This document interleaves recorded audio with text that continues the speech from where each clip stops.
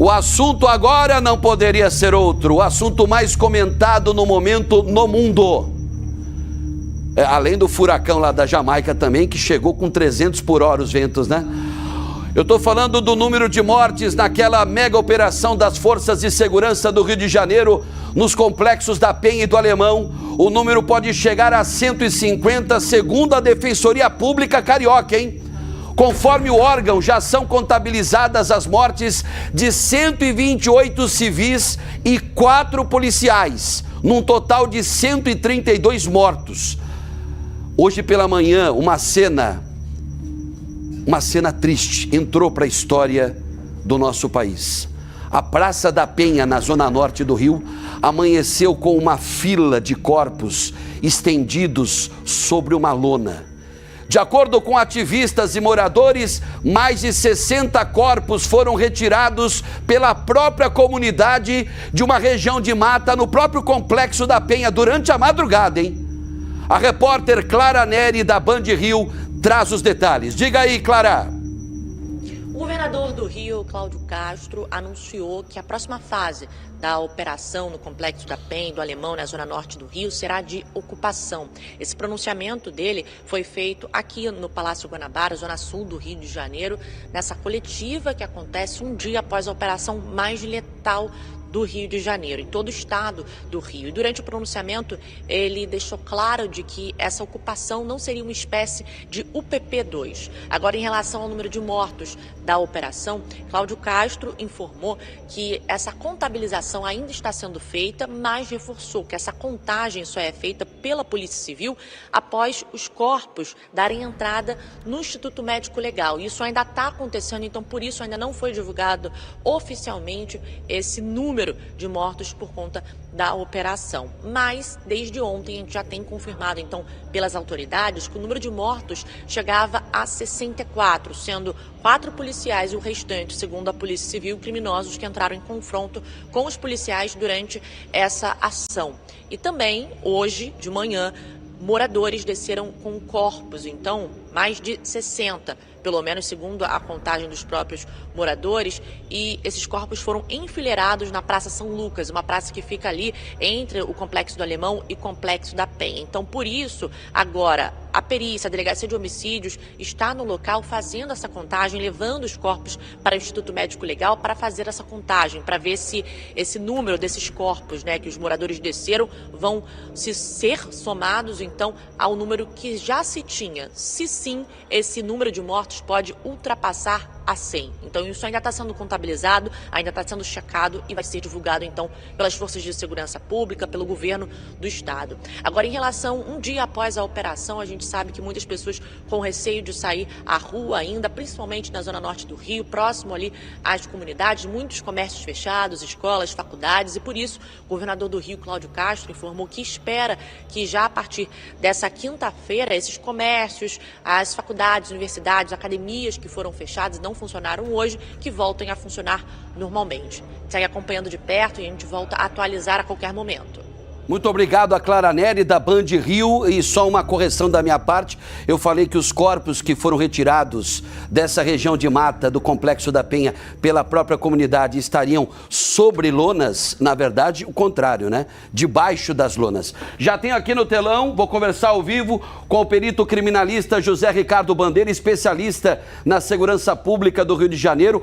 Boa tarde, José Ricardo, seja muito bem-vindo ao nosso programa Boa Tarde Rio Grande. Qual é a análise que o senhor pode fazer sobre tudo isso que aconteceu desde ontem, né, e que paralisou, digamos, a segunda maior metrópole desse país? Boa tarde novamente. Boa tarde a todos. A análise da operação é que ela foi um completo caos, né? Um completo descontrole e falta de planejamento nessa operação. Por quê? Nós não podemos jamais aceitar que uma operação policial em que morram policiais e que nós tenhamos também centenas de mortos tenha sido uma operação policial bem planejada e bem sucedida. Uma operação policial bem planejada e bem sucedida, ela leva à apreensão de drogas, armas e munições sem letalidade. E o que nós vimos ontem foi uma completa carnificina, né? E a gente não pode ser inocente de acreditar que 130 mortos, 132 mortos, 4 policiais mortos, e dentro desses outros 128 mortos até agora, a gente não pode ser inocente de acreditar que todos eram criminosos e que não houveram ali vítimas de balas perdidas ou até mesmo de excesso das duas partes, tanto do crime organizado quanto das forças policiais. Mais uma vez, a gente vive, infelizmente, num país polarizado, né? E o que a gente observa nas redes sociais é a direita dizendo que foi uma faxina social, e representantes da esquerda dizendo que foi uma chacina. Tá mais para qual lado? Para essa faxina ou realmente foi uma chacina? Uma faxina não foi, porque matar criminosos não reduz o índice de violência e criminalidade numa comunidade. Mesmo que a polícia mate 100 criminosos por dia, todos os dias terão novos criminosos para assumir o posicionamento. Então, não se faz política de segurança pública com extermínio, com chacina, né? Então, não houve essa faxina, né? E o que houve, sim, foi um descontrole total. Eu não diria que houve a intenção premeditada das forças policiais em cometer uma chacina, sim, mas no decorrer da operação houve esse descontrole, com certeza. Fugiu ao controle das autoridades. Eu não quero tomar o tempo do senhor, eu sei que o senhor tem uma agenda bastante corrida, mas o senhor acha que qual seria o método ou qual seria a forma de evitar o que já aconteceu? Eu sei que depois que acontece é aquela história, depois da porta arrombada não adianta correr atrás da tranca, mas qual seria o melhor jeito de fazer uma mega operação como a de ontem no Rio de Janeiro sem tanta letalidade?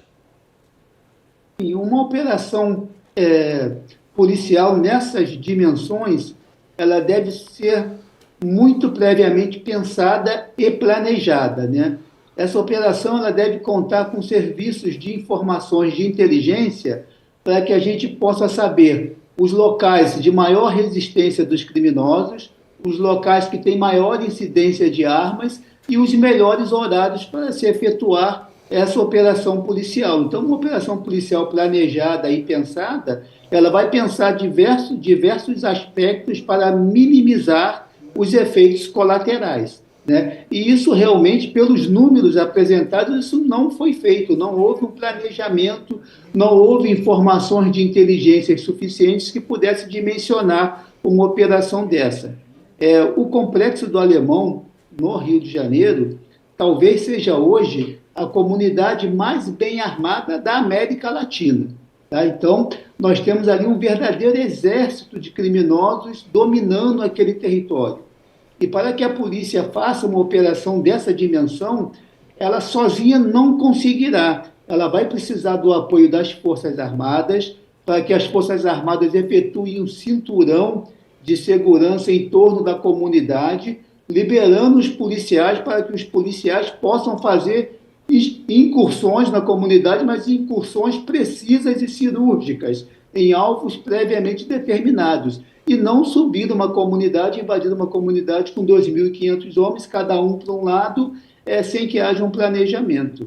O senhor acha que houve omissão por parte do governo federal, ou o senhor acha que o governo estadual, o governador Cláudio Castro, ele errou ao não pedir, porque ele disse que pediu a questão dos blindados, né? Isso já há algum tempo, mas ele não teria, ele mesmo confirmou que não teria pedido a colaboração das Forças Armadas e do governo federal para a mega operação de ontem.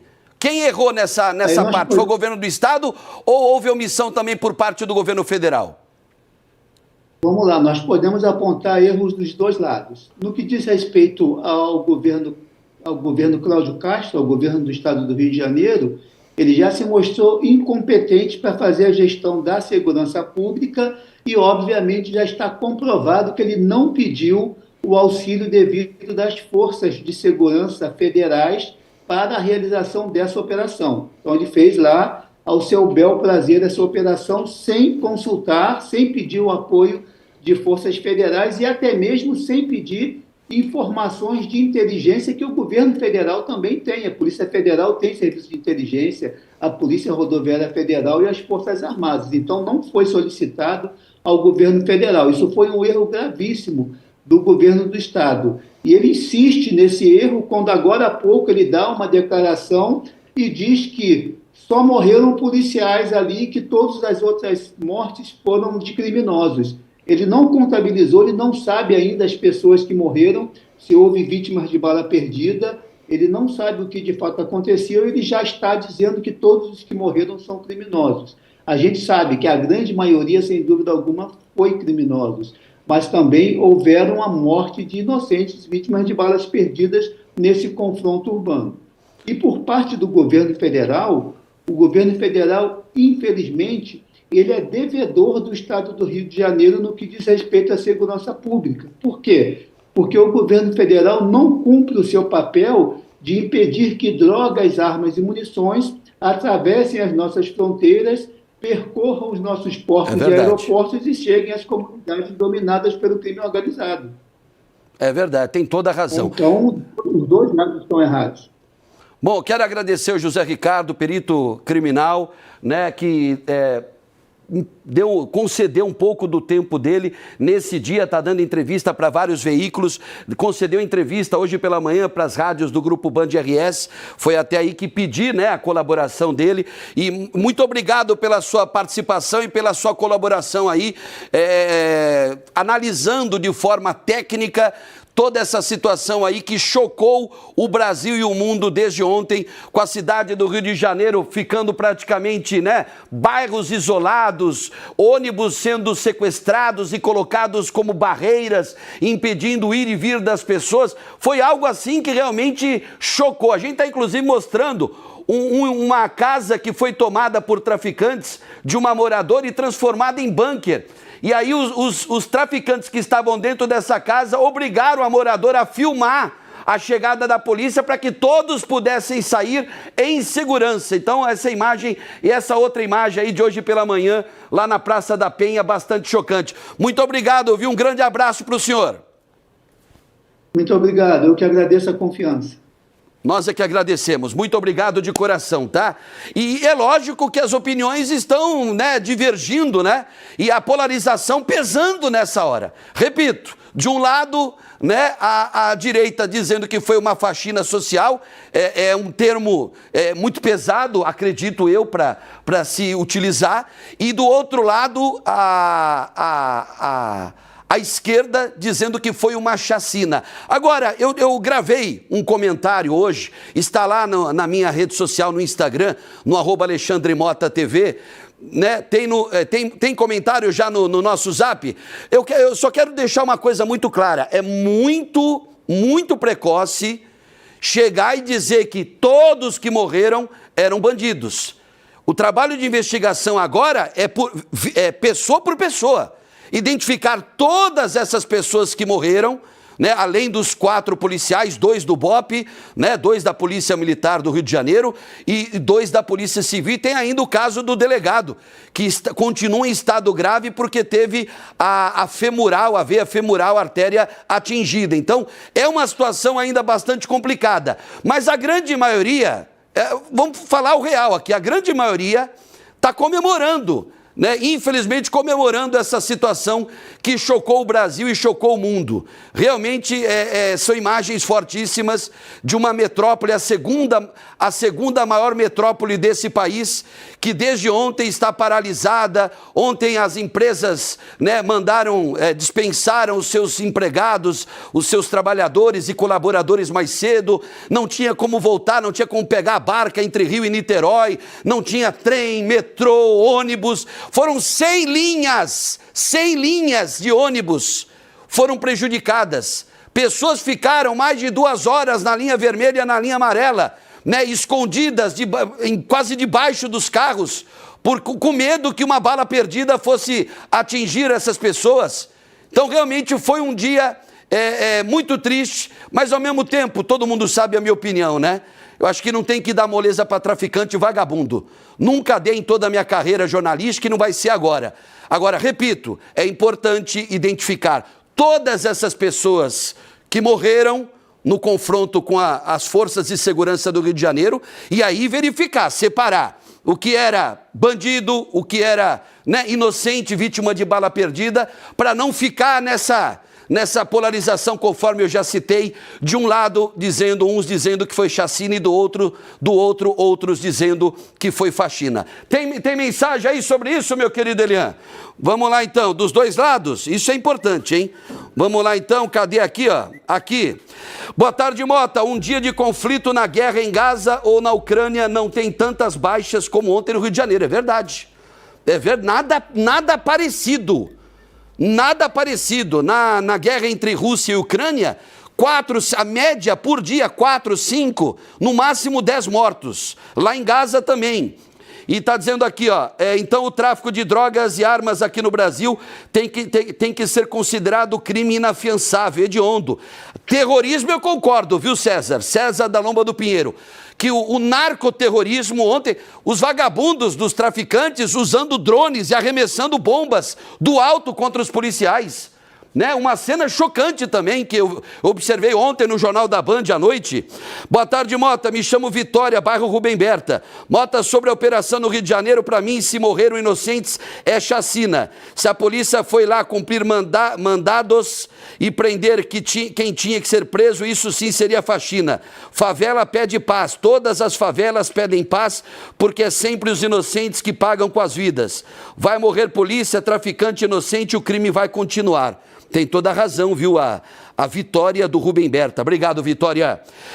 Paulo de Campinas do Sul, parabéns por toda a sua equipe. Um bom jornalista, tem uma equipe excepcional por trás, graças a Deus, e que faz, o qual faz o que ele é.